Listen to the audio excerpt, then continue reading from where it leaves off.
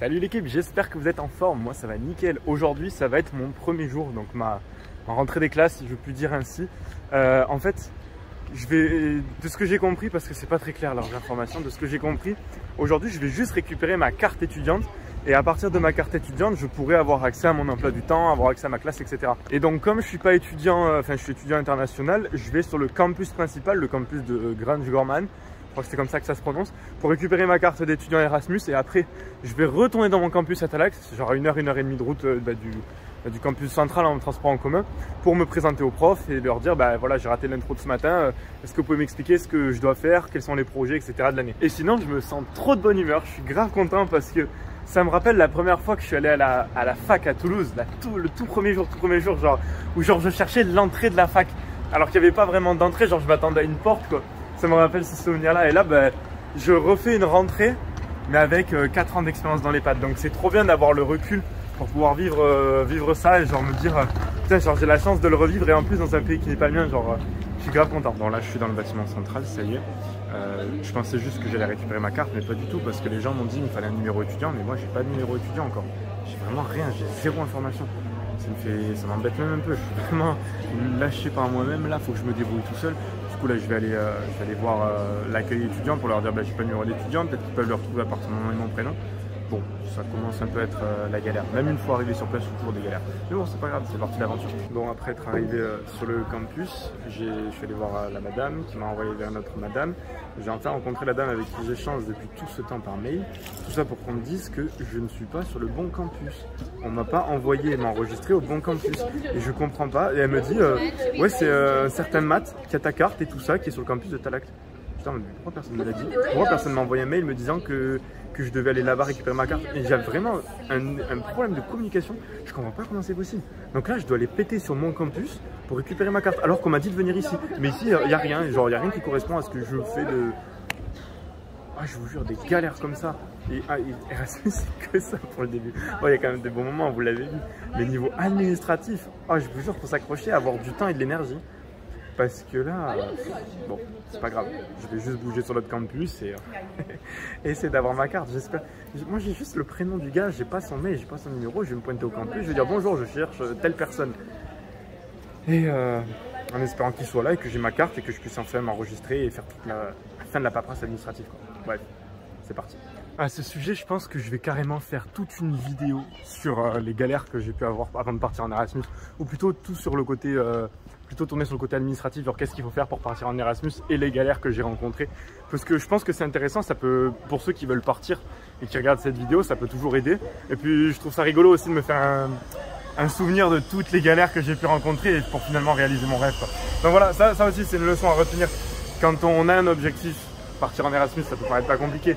Mais on traverse tellement de galères et au final, c'est encore mieux après, pas maintenant, parce que là, je vous avoue, ça me fait un peu chier de retourner sur mon campus. Mais après coup, après tout ça, ça rend juste l'histoire plus belle.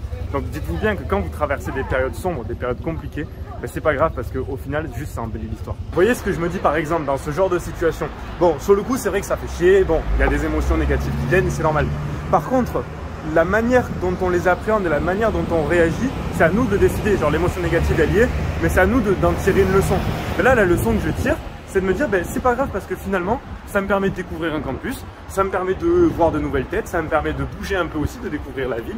Parce que bon, aujourd'hui, si je regarde, j'avais vraiment que ça à faire. Genre c'était vraiment mon activité de la journée d'aller chercher ma carte. Donc c'est pas grave, ça me permet de découvrir un autre campus, ça me permet de regarder, de passer dans une rue que j'aurais peut-être jamais emprunté si j'avais pas eu ce petit truc. Mais c'est pas grave, voilà. Donc relativiser, c'est important aussi dans la vie. Bon, et là en plus je viens de rater mon arrêt. Voilà, c'est bon. Enfin, j'étais concentré à faire autre chose sur mon téléphone, en train de regarder mes mails et tout. Et à un moment donné, je relève la tête, je dis putain, mais on est où? Je regarde sur le GPS, j'étais pas du tout au bon endroit. C'est pas la faute du GPS, c'est juste que là, j'étais tête en l'air, j'ai raté mon arrêt. Du coup, là, je descends de l'autre côté pour remonter. Et après, je vais finir à pied parce que c'est bon, j'en ai pour 1 heure sinon en transport en commun, donc je vais le faire à pied. Même si j'en ai pour le même temps, au moins, genre mentalement, je me dis je suis actif, genre je suis pas passif. Bref, bon, c'est parti. J'en ai marre, je fais que dire c'est partie de l'aventure, mais il faut que je sois... Je suis pas concentré là. Là, je suis pas concentré, j'avoue. Ça y est, je viens enfin d'arriver sur mon campus. Là, je vais aller essayer de trouver quelqu'un pour me rediriger vers la personne que je suis en train de chercher. Et enfin avoir ma carte. Ça y est, je suis en train de rencontrer les personnes qui sont censées m'aider. Donc ce qui va se passer, c'est qu'ils envoient un mail à tous les départements de l'enregistrement, de l'inscription, je pense, quelque chose comme ça. Une fois que ça c'est fait, donc ils envoient le mail. De là, le département me renvoie un mail en m'envoyant un lien pour m'inscrire, enfin pour m'enregistrer. Je n'ai pas trop compris, mais ouais, il m'envoie un lien. Une fois que j'ai rempli tout le dossier, je vais avoir un numéro étudiant. Une fois que j'ai mon numéro étudiant, je retourne là où j'étais pour demander ma carte étudiante. Là, ils feront la photo et tout ce qui va avec pour que j'ai ma carte étudiante. Bro, what are you talking about, man? Voilà, c'est pas si facile que ça, mais bon, c'est pas grave, ça permet de discuter avec des gens, de rencontrer du monde et de vivre l'expérience. Bref, en vrai, non, je pense là, vous le voyez, mais je suis un peu saoulé. Franchement, ça me gave de devoir galérer autant. En plus, genre, enfin, je suis tout le temps en train d'aller chercher l'information. Je veux dire, il n'y a personne qui m'a envoyé un mail me disant oh, bah tiens, il faut que tu fasses ci, il faut que tu t'enregistres là. Et vraiment, c'est vraiment être livré à soi-même. Et c'est, je pense, l'aspect un peu bon, à la fois relou et à la fois enrichissant parce que du coup, j'apprends à me débrouiller seul, j'apprends à faire des trucs tout seul et j'évolue de ouf. Mais d'un autre côté, c'est juste embêtant, quoi. Enfin, c'est un peu frustrant de ne pas se sentir accompagné dans ce genre de démarche. Donc là, ce que j'ai fait, c'est que je suis monté dans mon département pour essayer de revoir mes profs, pour voir si j'ai un truc à faire aujourd'hui, parce que je comprends pas trop l'emploi du temps qu'ils m'ont envoyé, c'est gribouillis dessus et tout. Mais il n'y a personne. Là, je vois des étudiants qui sont en cours, à tout moment c'est ma classe, à tout moment c'est pas ma classe, j'en ai aucune idée. Donc, c'est un peu la galère. Je vais voir si je peux trouver quelqu'un. En attendant, du coup, je suis allé à la cafétéria et bon, il est quasiment midi, donc je me suis dit que j'allais manger. Alors, je vais vous expliquer comment ça se passe le repas. Ici, donc il y a une cafétéria. Il n'y a pas le même système que le Crous, de ce que je comprends en tout cas, et donc du coup, ils ont plusieurs plats au menu du jour. Donc, les prix varient entre 6 euros, 5 euros pour les sandwichs, 6 euros pour l'entrée des plats, jusqu'à 7,25 euros. Donc là, par exemple, j'ai pris bœuf avec riz, donc une assiette classique. Ça me revient à 6 euros. Et pour l'eau, je vous montre. On utilise donc des tasses comme ça et derrière moi il y a une petite fontaine où on peut, donc en gros c'est le moyen d'avoir de l'eau gratuite. Tu utilises une tasse en porcelaine et tu vas remplir à la fontaine derrière, donc c'est sympa. Après par contre ça revient très cher le repas, donc je pense que je vais voir pour trouver d'autres solutions parce que 6 à 7 euros tous les jours ça va commencer à revenir cher. Et finalement pour finir cette journée je me suis dit que bon, je vais pas attendre toute la journée pour avoir un mail, je vais pas attendre toute la journée pour qu'on me donne des réponses. De toute façon demain je sais quand est-ce que je commence les cours, je sais où je dois aller. Donc je suis parti, je suis retourné dans le parc où j'étais la dernière fois. Donc j'aime trop ce parc, ça fait 2 fois que j'y vais. 2 fois je le trouve trop paisible, trop calme et tout. C'est vraiment un endroit où je me sens grave bien. Donc là, programme de fin de journée, ben, j'ai pas eu ma carte, c'était la mission de la journée. Mais c'est pas grave, ce n'est que partie remise. Parce que je vais pas abandonner aussitôt face à l'adversité. J'écrivais dans mon journal tout à l'heure que ben, c'est cool d'avoir des expériences comme ça.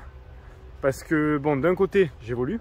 Parce que c'est que quand on est confronté à des problèmes où on est obligé de trouver des solutions ben, qu'on évolue. Parce que si on n'a pas de problème, on ne cherche pas de solution. Si on ne cherche pas de solution, on ne réfléchit pas par nous-mêmes et donc on n'évolue jamais. Donc c'est pas grave, c'est que des galères, ça arrive à tout le monde. Et puis je me dis toujours que les gens qui verront cette vidéo et qui veulent partir en Erasmus, qui sont en Erasmus pourront se dire ah ben tiens, lui aussi il a des galères, je ne suis pas tout seul. Donc voilà, programme de fin de journée, ben, juste me poser. Et me poser, voilà, me documenter un petit peu. Lire un petit peu aussi, ça c'est bien, ah, il y a du soleil là. Lire un petit peu, je me suis remis bien à la lecture comme il faut, ça fait plaisir. Et je pense que ça fera une bonne petite journée déjà. Donc oui, on est en train de discuter avec Maisie, là on est en train de parler des Kinder.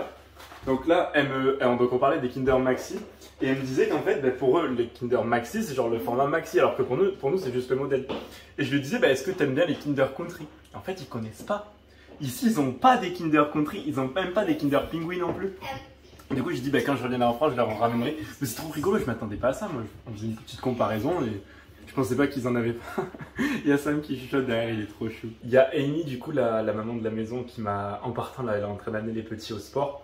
Elle me dit, bon, Angelo, tu te fais un thé, tu te prends un petit gâteau et tout, tu fais comme chez toi. Genre, ils sont trop choux, je vous jure. Genre, ils sont là, ils me disent ça, ils me préparent des petits thés de temps en temps et tout. Et en Irlande, il y a un truc qui est super rigolo que moi, je savais pas. Enfin, j'en avais entendu parler, mais vite fait, sans m'y attarder. Vous savez ce qu'on met dans le thé? Regardez. Là, j'ai mon petit thé. Ben, je vais rajouter du lait. Je rajoute du thé, enfin du lait dans le thé. J'avais jamais testé ça auparavant et franchement, ben, c'est pas mauvais. Par contre, ils en consomment une quantité aberrante. Du coup, ben là, je bois des décaféinés parce que sinon, je vais mourir, moi. Mais vraiment, genre, le thé ici, ils peuvent en boire, genre, je pense facile une dizaine par jour, hein, sans exagérer, une dizaine par jour. Genre. Dès qu'ils ont plus de thé, ils en reprennent un autre.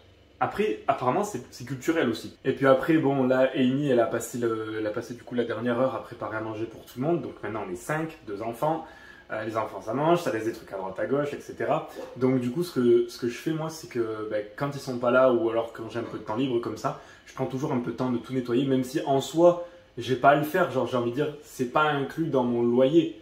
Mais vous voyez, genre, je sais pas, ils sont tellement gentils avec moi que j'ai envie de leur rendre l'appareil, en fait. Genre, ils partent là, tous les deux, ils sont occupés. Genre, je me vois pas, genre, laisser la cuisine en bordel parce qu'elle a cuisiné, elle a fait des bons trucs pour tout le monde, et aller dans ma chambre et les laisser revenir, genre, tard le soir quand ils auront fini. Avec les petits et qui doivent encore nettoyer. Du coup, bon là je peux le faire parce que bon, j'ai pas encore d'activité, je fais pas de sport en club ou quoi, donc j'en profite. Je profite de ces moments où je suis un peu tranquille pour les aider et en fait, c'est qu'un cercle vertueux. Je suis gentil avec eux, donc ils sont encore plus gentils avec moi, donc moi, ça me donne encore plus envie d'être gentil avec eux. Et en fait, effet cumulé, à chaque fois, le fait d'être gentil avec les gens, ça ouvre des opportunités. Vous voyez, je suis gentil avec eux, ils me préparent du thé. Et je rentre le soir, le repas il est prêt. Et j'ai besoin d'un truc, il y a toujours à manger dans le frigo, il y a toujours à boire quelque part. Bref, et en plus, le truc que je fais, c'est que généralement, je leur dis pas. Donc en fait, genre juste, ils rentrent, la cuisine, elle est propre et tout.